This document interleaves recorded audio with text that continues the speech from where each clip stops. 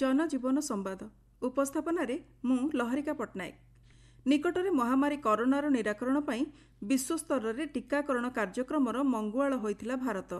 टीकार इंग्राजी नाम vaccine Latin भाषार शब्द भाकारु सृष्टि होइछि। एहार अर्थ गाई। भैक्सीन शब्द पदार्थ विज्ञानी एडवर्ड जेनर सृष्टि करथिले। भैक्सीन बा टीका शरीर रोग प्रतिरोधक शक्ति सुदृढ़ करी प्राकृतिक रक्षा प्रणाली को सक्रिय करिथाए। आज जातीय टीकाकरण दिवस अवसर में आसंतु जानिबा टीका संपर्क में किछि कथा।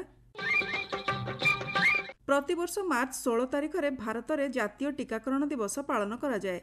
पल्स पोलियो टीकाकरण कार्यक्रम सफल शुभारंभ को स्मरण करने एवं जनस्वास्थ्यर सुरक्षा रे टीकार गुरुत्व उपर आलोकपात करने एही दिवसर उद्देश्य। टीकाकरण को सुनिश्चित करिबारे आग धाड़ीर स्वास्थ्यकर्मी कठिन परिश्रम को आजिर दिवस में स्वीकृति दि जाए। चलित वर्ष एही दिवसर वार्ता रही समस्तंक पई टीका एक सुस्थ भविष्यत सुनिश्चित करिबा। यह टीकाकरण कार्यक्रम में समान टीका उपलब्धता, गोष्ठी अंशग्रहण एवं विश्वस्तरीय सहयोगर आवश्यकता उपरे गुरुत्व आरोप करुछि। सार्वजनीन टीकाकरण कार्यक्रम हेउछि भारतर सबुठारु व्यापक जनस्वास्थ्य पदक्षेप, जहाँ प्रतिवर्ष लक्ष लक्ष नवजात शिशु एवं गर्भवती महिला को जीवन रक्षाकारी टीका प्रदान करने को लक्ष्य रखिछि। प्रथमे 1978 मसीह टीकाकरणर विस्तारित कार्यक्रम भाव में आरंभ होइतिबा ए कार्यक्रम को 1985 मसीह सार्वजनीन टीकाकरण कार्यक्रम UIP नाम पुनः नामकरण करा जायतिला। सेतेबेले एहार व्यापकता सहरांचल ग्रामांचल पर्यंत विस्तार होइतिला, जहाँ स्वास्थ्य सेवा उपलब्धतार असमानता को दूर करथिला। 1992 मसीह UIP को शिशु बंचिबा और सुरक्षित मातृत्व कार्यक्रम एवं परे 1997 मसीह जातीय प्रजनन और शिशु स्वास्थ्य कार्यक्रम अंतर्भुक्त करा जायतिला। 2005 मसीह जातीय ग्रामीण स्वास्थ्य मिशन अधीन UIP भारतर जनस्वास्थ्य प्रयासर एक केंद्रीय अंश पलटिछि, जहाँ देशर सबुठारु दुर्गम अंचल में प्रत्येक पिलांक पाखरे टीका पहुंचाइबा को सुनिश्चित करने उपरे ध्यान देउछि। देश स्वाधीन होगा परठारु निजर विकास सहित पड़ोशी असमयर सहायता को प्राथमिकता दे वसुधैव कुटुंबकम नीति को भारत बारंबार प्रमाणित करि चलिछि। गत कोरोना महामारी रे संत्रस्त विश्व पई संजीवनी पलटिथिला भारतर टीका।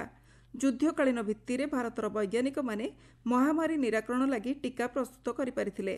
भारत निज नागरिक मानकु एही टीका जोगाई देबा सह टीका मैत्री कार्यक्रम रे विश्वर विभिन्न देश को पठाइथिला। पड़ोशी पाकिस्तान भी भारतर मैत्री कार्यक्रम बाद पड़ी नथिला। मालदीप, भूटान, नेपाल, बांग्लादेश परी केतेक पड़ोशी देशों को बिना मूल्य रे टीका उपहार देथिला भारत। विश्वर सर्वबृहत टीकाकरण कार्यक्रम को परिचालना करने सह कोरोना टीका को नहीं भारतर प्रयास सारा विश्व रे प्रशंसनीय होइथिला। केवल कोरोना टीका नुहे, पूर्वरु मध्य विभिन्न महामारी नियंत्रण करिबारे भारतर टीका विश्व पई संजीवनी पलटि चर्चारे रहिछि।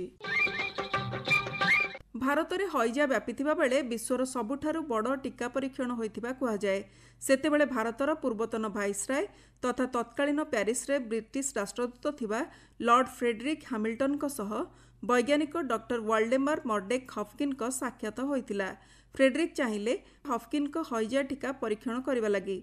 तेबे भारत में प्रमुख समस्या थिला लोकों चिंताधारा।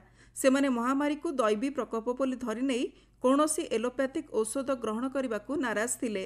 तेबे हफकिन निज परीक्षागार प्रतिष्ठा करदेले। भारतीय सेना समस्या थिबारु सेमाने हफकिन सह जोगाजोग कले।